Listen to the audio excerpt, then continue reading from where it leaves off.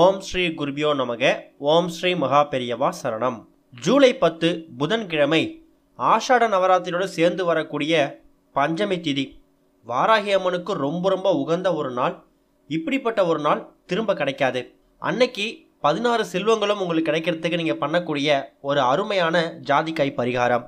வாராகி அன்னைக்கு ரொம்ப ரொம்ப விசேஷமான ஆஷாட நவராத்திரி அப்படிங்கிறது ஜூலை 6ஆம் தேதி தொடங்கிடுச்சு. அதாவது ஜூலை 6ஆம் தேதியில இருந்து ஜூலை 15ஆம் தேதி வரை இருக்கக்கூடிய நாட்கள் தான் ஆஷாட நவராத்திரி. இந்த ஆஷாட நவராத்திரி முழுவதும் வாராகி வழிபாடு செய்யறது ரொம்ப ரொம்ப முக்கியம். ஒருவேளை வாராகி வழிபாடு செய்ய முடியாதவங்க இந்த 10 நாட்கள்ல ஏதாவது ஒரு நாளை நீங்க தேர்ந்தெடுத்து வாராகி தாயை மனதார நினைச்சு வழிபாடு செய்யலாம். அதுக்கு ஒரு முக்கியமான நாள் தான் இப்ப நம்ம சொல்லக்கூடிய ஜூலை 10ஆம் தேதி வரக்கூடிய பஞ்சமி திதி. பொதுவா பஞ்சமி திதி அப்படிங்கிறது வாராகி அம்மனுக்கு உகந்தது. அப்பேற்பட்ட பஞ்சமி திதி ஆஷாட நவராத்திரி நாட்களில் வர்றது கூடுதல் விசேஷம். அப்படிப்பட்ட நல்ல நாளில் நீங்கள் செய்யக்கூடிய ஒரு பரிகாரமும் ஒரு வேண்டுதலும் வாராகி அம்மனுக்கு நேரடியாக போய் சேர்ந்துடும். அது மூலயமா நீங்கள் நினச்சது உங்களுக்கு கிடைக்கும். இப்போ நம்ம சொல்லக்கூடிய இந்த வழிபாட்டை நீங்கள் செய்யறதுக்கு கட்டாயம் வாராகி தாயோட திருவுருவப்படம் இருக்கணும் அப்படிங்கிறது அவசியம் இல்லை. வீட்டில் வாராகி அம்மனோட ஃபோட்டோவோ சிலையோ வச்சுருக்கிறவங்க அதை பயன்படுத்திக்கலாம்.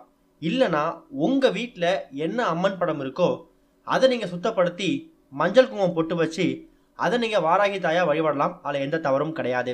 ஜூலை 10ஆம் தேதி காலையில் 8:31க்கு தான் பஞ்சமி திதி பிறக்குது. அதனால் இப்போ நம்ம சொல்லக்கூடிய இந்த ஒரு ஜாதிக்காய் பரிகாரத்தை நீங்கள் ஜூலை 10ஆம் தேதி காலையில் 8:30 மணிக்கு மேலே எப்போ வேணாலும் செய்யலாம். விரலி மஞ்சள் 5, 7, 9, 11ன்னு ஒற்றைப்படையில் நீங்கள் வாங்கிக்கோங்க. மஞ்சள் கொம்புகள் இருக்கிற மாதிரி பார்த்துக்கோங்க.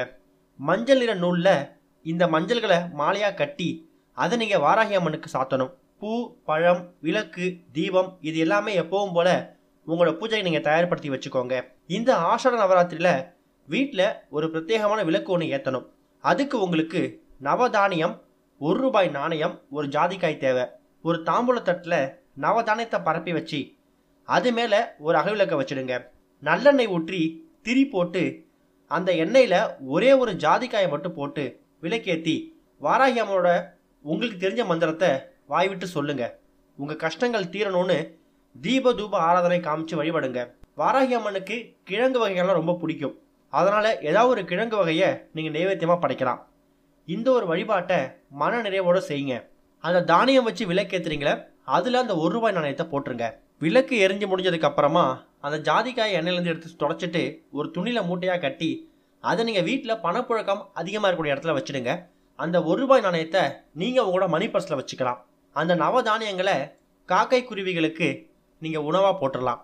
இப்படிப்பட்ட ஒரு தீபத்தை ஜாதிக்காயை வச்சு நீங்கள் ஆஷாட நவராத்திரியில் சேர்ந்து வரக்கூடிய பஞ்சமி திதியில் முயற்சி பண்ணுங்க. கண்டிப்பாக நல்ல முன்னேற்றம் ஏற்படும்.